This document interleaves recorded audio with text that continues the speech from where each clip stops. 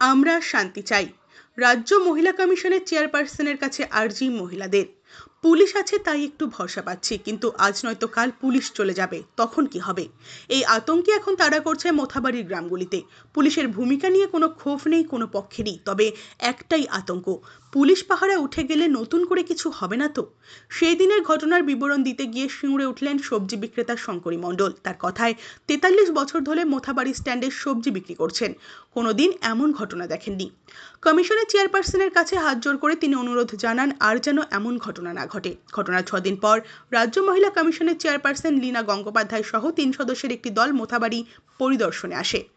মোথাবাড়ি ক্ষতিগ্রস্ত ৪টি গ্রাম পরিদর্শন করে কথা বলেন উভয় পক্ষের মহিলাদের সঙ্গে। পুলিশের ভূমিকা নিয়েও প্রশ্ন করেন মহিলাদের।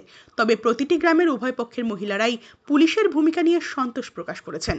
ঘটনার পর পরিবারের পুরুষদেরকে পুলিশ মারধর করার পর অনেককেই তুলে নিয়ে গেছে, অনেককেই অকারণে পুলিশ তুলে নিয়ে গিয়েছে বলে অভিযোগ করেন মহিলারা। বাসন্তী রায় বলেন, এর আগে কোনোদিন এমন ঘটনা এলাকায় ঘটেনি, আমরা শান্তি চাই। আপাতত পুলিশ আছে তাই কিছুটা হলেও আতঙ্ক কেটেছে। পুলিশ উঠে গেলে আবার কি হবে এই নিয়ে আতঙ্কে রয়েছে তারা।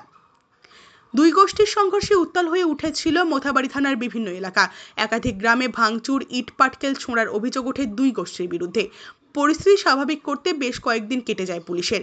এখনো মোথাবাড়ি কিছুটা স্বাভাবিক হলেও মোতায়েন রয়েছে গ্রামে গ্রামে পুলিশ। নিয়মিত টহলদারি চলছে পুলিশের। এদিন মোথাবাড়ি পরিদর্শনে আসেন রাজ্য মহিলা কমিশনের এক প্রতিনিধি দল। রাজনৈতিক রং কিভাবে দেখছেন? আমি তো কোনো পার্টির প্রতিনিধি হয়ে আসিনি। উইমেন্স কমিশন একেবারেই নিরপেক্ষ একটা সংগঠন, একটা বডি, যারা মহিলাদের উপর অ্যাট্রোসিটি হলে সামনে এসে দাঁড়ায়, সেই জায়গা থেকেই আমি এসেছি।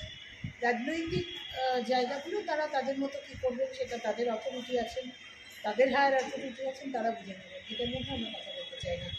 আমি কথা বলতে চাই না। আমি শুধু একটাই কথা বলবো যে সম্পর্কটা ছিল, সহজভাবে এতগুলো বছর কেটেছে, সেই সম্পর্কটাই যেন থাকে এবং সেই সম্পর্কটা যেন আবার রিভাইভ হয়।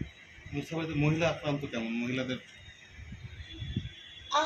মহিলা আক্রান্ত বলবো না, ঘরবাড়ি আক্রান্ত কি যদি বলেন সেটা একটা আছে। অনেকের মহিলারা আতঙ্কে আছেন কারণ অনেকের বাড়ির পুরুষরা বাড়িতে থাকেন না, সেটা একটা কারণ। আতঙ্ক তো হতেই পারে। আমি আমার বাচ্চা নিয়ে দেখুন, আমি আবার আর একটা কথা বলছি যে এটা হিন্দু মুসলমান হতে হবে এমন তো নয়।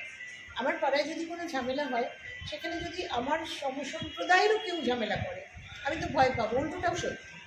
তো আমি ঝামেলাটাকে গুরুত্ব দিতে চাই যে ঝামেলাটা যাতে না হয়, সেটা যে করুক আর না করুক। আমরা বারবারই ধর্মের কথা তুলে এই ডিভিশনটা করতে চাই না।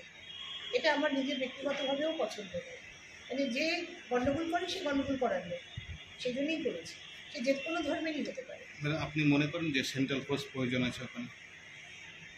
আপাতত কিছুদিন যদি পরিস্থিতির কারণে, কারণ এখন সেন্ট্রাল ফোর্স মানে এই 50 কিলোমিটার্সের মধ্যে আসতে পারে বলে, সেটা যখন তাদের আইনগতভাবে মান্যতা আছে সেটা তারা আসতে পারে, বাধা দেওয়ার কিছু নেই।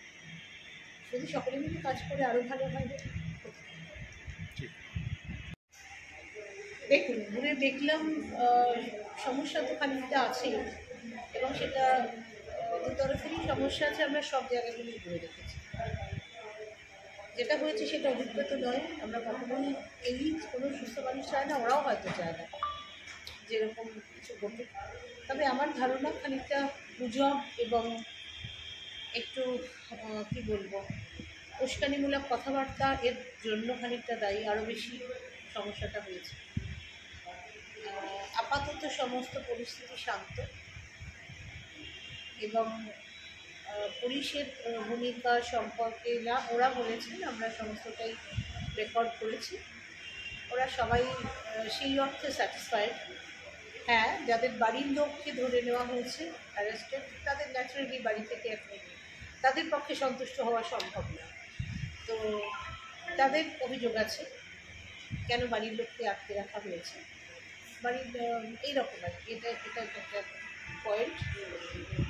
আর যেটা দেখলাম বা যেটা আছে যে ওদের ভয়ে সকলেই বলছে যে আবার কখন কী হবে, পুলিশ চলে গেলে যদি কিছু হয়। একটা আতঙ্ক কাজ করছে, পুলিশ চলে গেলে যদি আবার কী হবে।